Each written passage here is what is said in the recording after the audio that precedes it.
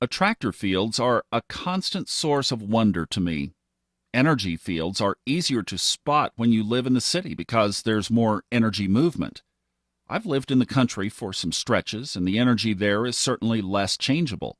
A street that was there 50 years ago will still be there in 50 more. Stable country energy can be a good thing if it's positive, but it can become horribly dull if it isn't.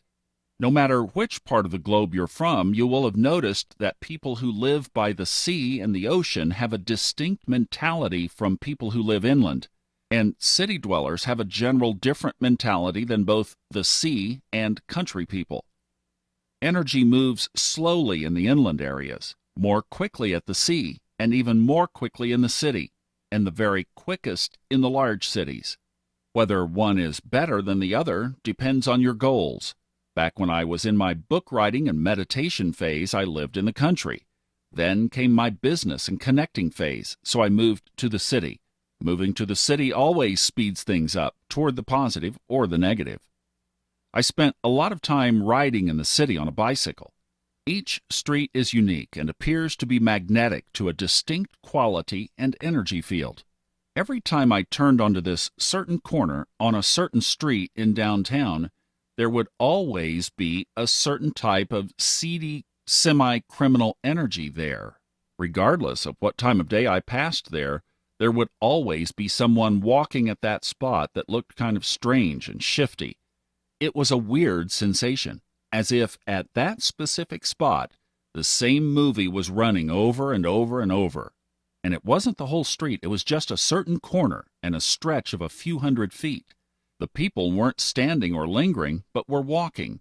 And this type was never on the other side of the street or further down the road.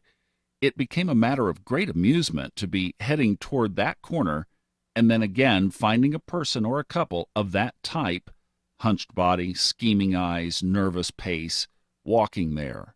One time I got curious. What would happen if I watched them walking?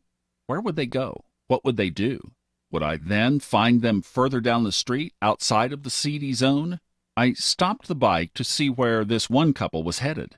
They were having an argument, and they stopped several times while I waited for them to walk out of that special area. What then happened was really funny. They stopped as if they had forgotten something, turned around, and walked back. They didn't leave that part of the street, as if they were tied to that attractor field. Meanwhile, on my side of the street, there was a group of students walking along, a mother with her child, and a few regular folks. None of them were on the other side of the street, even though there was not that much difference between them at first sight. So this got me curious. I watched another mean-looking guy. The guy turned the corner, leaving the zone.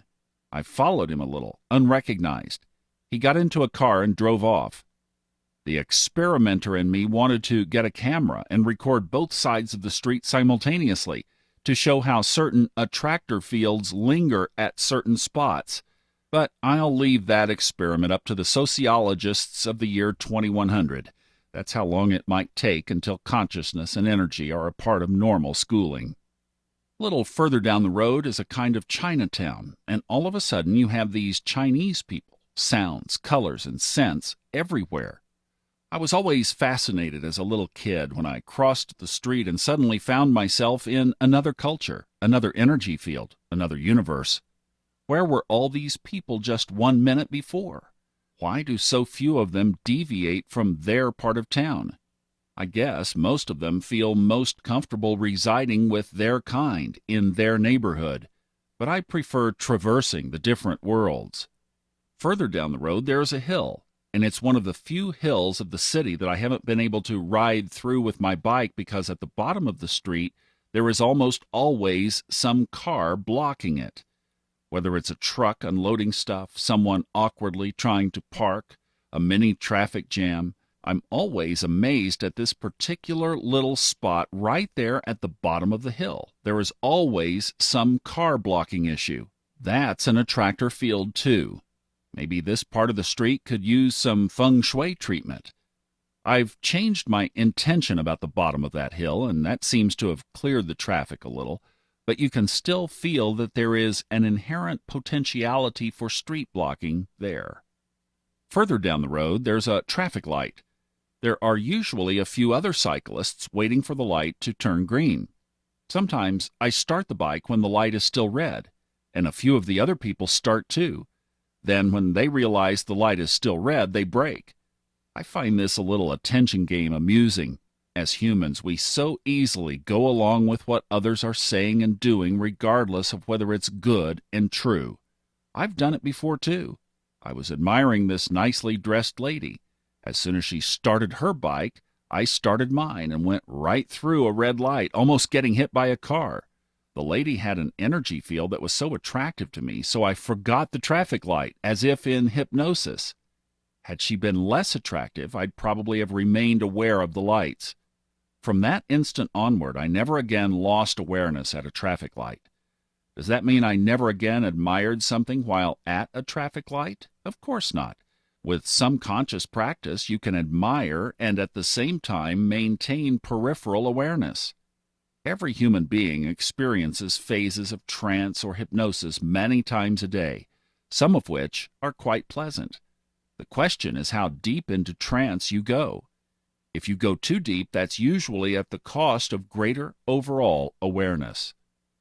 From what we just discussed, you can see that awareness can be trained and practiced anywhere, regardless of whether you are floating through space in a shuttle, studying for exams, making love, mopping the floor, sitting in a classroom, having lunch, or riding a bike.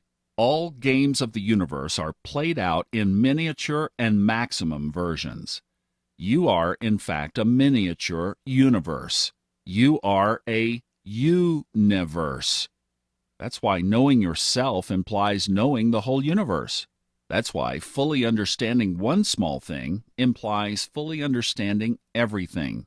You are yourself an attractor field, and you move in and out of many other fields throughout the day, and you tend to linger a little longer in such fields that suit your own, and you feel uncomfortable in fields that are much different from your own. So you may like visiting friends, family, or relatives for some time, but there comes a point where it could get uncomfortable, and you're happy to leave again. That's due to the different energy fields. It's a good idea to expand one's consciousness to a point where you not only feel good among your kind, but can easily tolerate many different kinds of energy fields, feeling at home and at ease almost anywhere. I've slept on park benches, in mansions, in cars, in hotels, in tents, in the grass, in planes, in cabins, in houses, and truly every reality, every energy field, every attractor field had its own charm. If you can easily move in and out of energy fields, you can easily move out of negative emotions and into positive ones. You can more easily occupy the inner energy fields you prefer. Your own energy field then becomes less dependent on where you are, on circumstances, and on external events. And it also becomes bigger because you've experienced a larger amount of different realities. That's what you are here on Earth for, to experience more and to be bigger.